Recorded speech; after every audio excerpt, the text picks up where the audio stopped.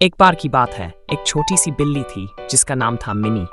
Mini हमेशा अकेली रहती थी और खेलना चाहती थी। एक दिन उसने बगीचे में एक नन्ही चिड़िया को देखा। पहले तो चिड़िया थोड़ी डर गई।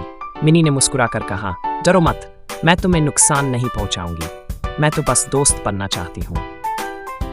फिर क्या था, धीरे धीरे दोनों की दोस्ती गहरी हो गई। अब चिड़िया और मिनी हर रोज खेलते, कूदते और खूब खुश रहते।